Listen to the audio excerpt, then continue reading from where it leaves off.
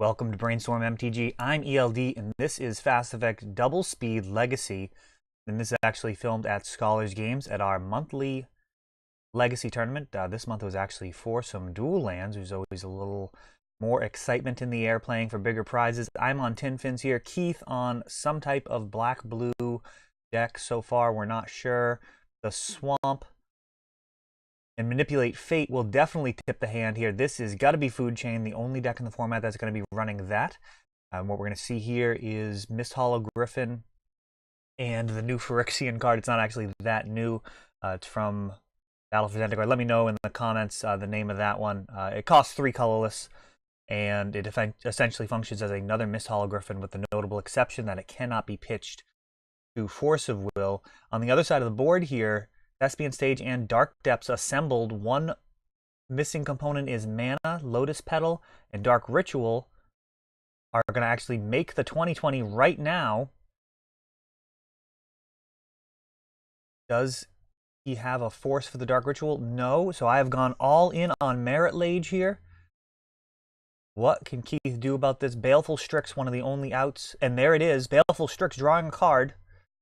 And Deathrite Shaman, and Shaman will actually push it outside of range, so Keith really threatening to possibly stabilize here.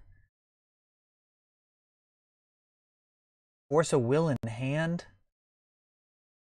If he can find a Food Chain, he could get infinite blockers with these Mist Hollow Griffins. Or if he gets enough mana, he can start eating his own Mist Hollow Griffins from the graveyard. So even with a very early Merit Lage, Tin Fins in a ton of trouble here. May need to find an alternate path to victory, because the 2020 attacking each turn might not be enough.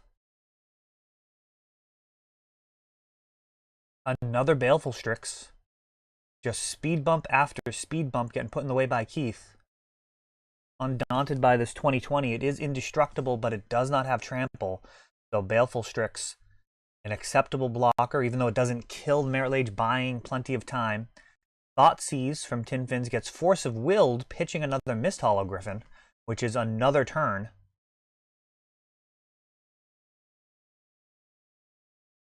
Just waiting on a Food Chain here. And it looks like he may have one at the front of his hand.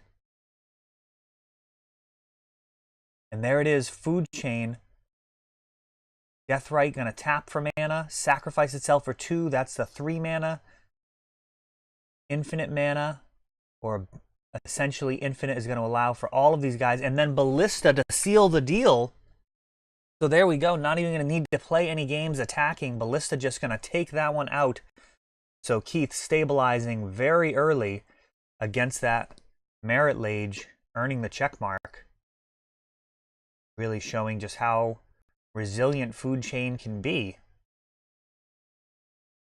For those of you unfamiliar with Food Chain, that deck is really capable of pulling out of some tight spots. Deathrite Shaman does a lot of work in there. As mentioned before, the ability to block with Mist Hollow Griffin and then eat it out of the graveyard and then replay it from exile. Very problematic.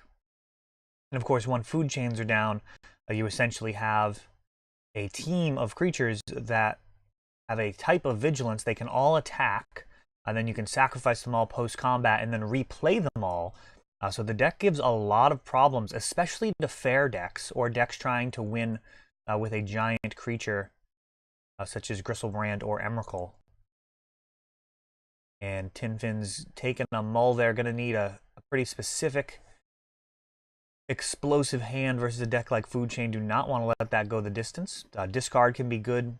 The card itself, Food Chain, is very, very key to the deck. And of course, it only plays 4 of those. That'd probably be the only major criticism of the deck, in my view, is that Food Chain itself doesn't always find a way into your hand. And it looks like Keith has it in his opener. Gonna keep there. Right. So we got Lion's Eye Diamond, Gristlebrand, and Tomb. A lot of fireworks could possibly come into play here. Living Wish would be a live draw. A lot of quality cards coming off the top. Could change this game. The Lion's Eye Diamond there, Living Wish, would allow you to get loyal retainers. And you'd be able to respond by cracking that LED to put the Gristlebrand into the graveyard. Or you can take the easy way here and exhume, getting Force of Willed, so not going to need to sack the LED just to get the Gristlebrand into the graveyard because of that Entomb. May have been better to get an Unburial Rites there. That may be a misplay here, we'll see. Going to be very difficult now with that Deathrite Shaman on board to use this graveyard strategy. We see that Tropical Island tapped.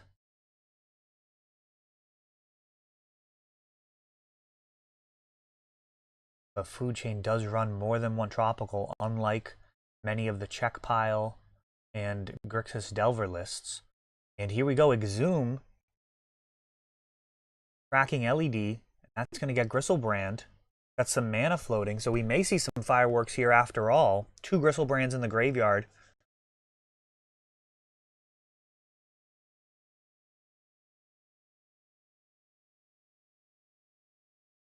And drawing 14 here.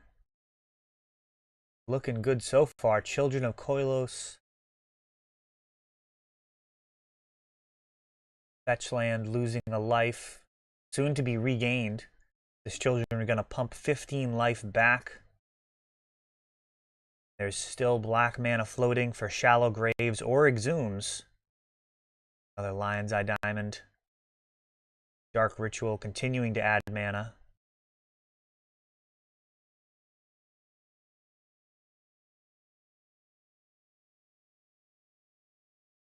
A very dire situation for Keith. Tinfins has a very, very high win percentage when it starts comboing out like this. Very difficult for it to stall out. All of the spells it's looking to cast very modestly priced. You're talking 2 black mana to get those children back and regain a ton of life with either Shallow Grave or Exhume. And of course, you're finding cards like Dark Ritual, Lotus Petal, additional Lion's Eye Diamonds, plenty of mana. Ultimately here, we're going to be looking for a Living Wish.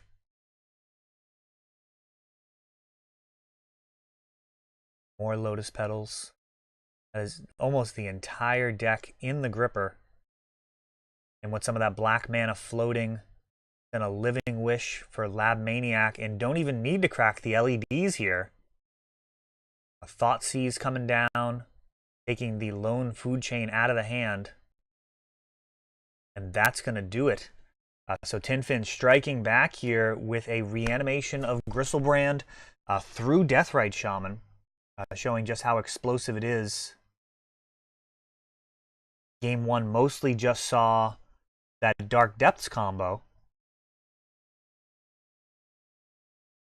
So perhaps Keith not fully understanding exactly what he was up against there, because Deathrite could potentially play some really solid defense. Though in that particular game, it looks like probably would have been able to play through it, having that double Gristlebrand.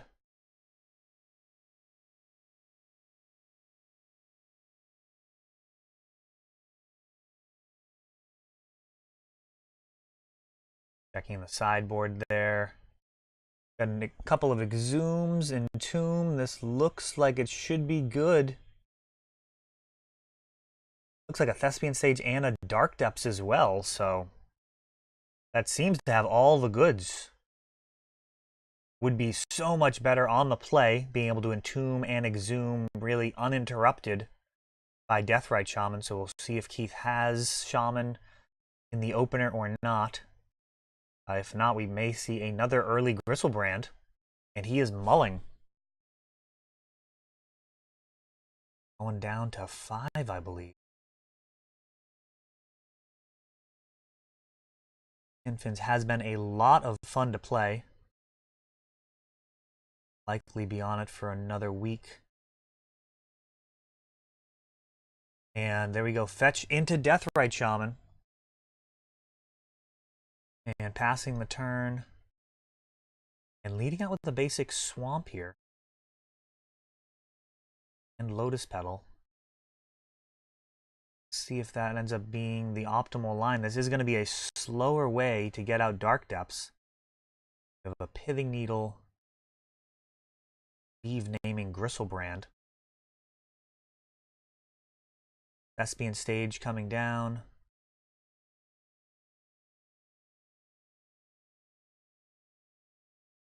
Living Wish could have been a possible play there, but likely not worth sacrificing that Lotus Petal. And Abrupt Decay. Targeting Lotus Petal.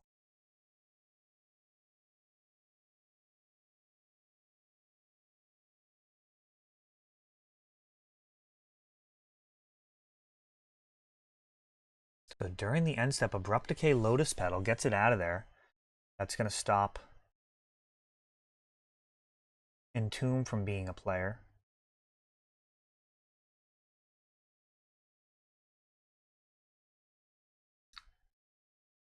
Got some Mist Hollow Griffins in there as well. Squee, a new printing that could possibly work with Food Chain.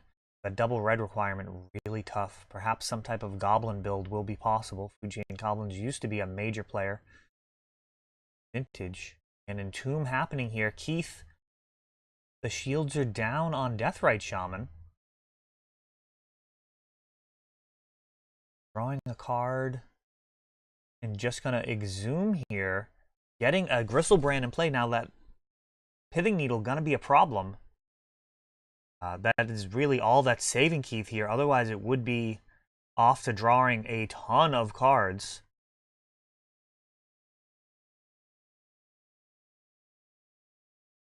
Keith dropping a card there.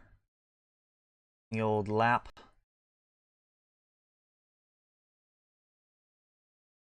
And there's Food Chain. We are a turn away from the combo actually happening.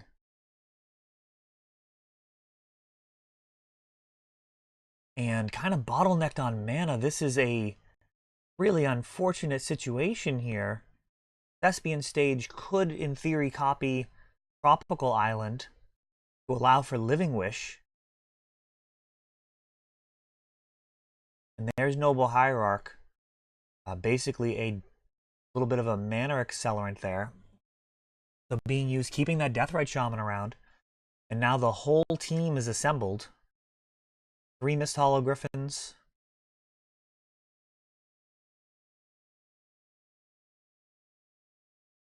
And there's the green source, but it's a Lotus Petal.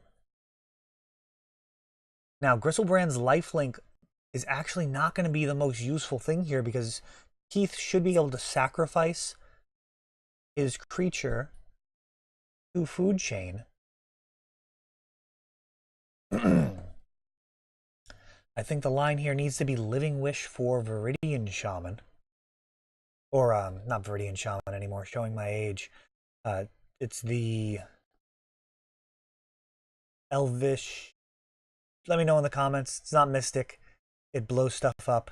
Artifacts and enchantments. It's an upgrade. So yeah, basically Keith replaying all of his guys. Thespian Stage does copy that Tropical Island, so Living Wish happening here.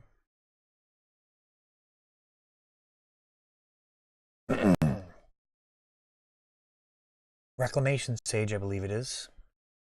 There we go. So gonna need to draw a mana. Reclamation Sage will take out Food Chain or Pithing Needle. Either one of those targets likely to win the game. And here comes the team. 9 damage coming in. Sylvan Library coming down. Oh, and just brutal. No more mana. 9 life. Gristlebrand's lifelink not going to be a factor here. Does not look like there's any way out of this. Just the 2 mana to play with Dark Depths. Even having the Merit Lage would not get the job done here. It really is about getting rid of the food chain or the pithing needle.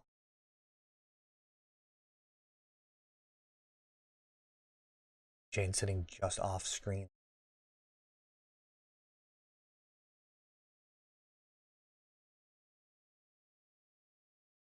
And there we go. Keith taking it down. Well played out of some tough spots. That's all for this one. If you enjoyed the video, please help grow the channel by subscribing. You'll be notified when we upload new videos like Fast Effect, Double Speed Magic with commentary, or Untapped, our raw tournament gameplay. Thanks for watching.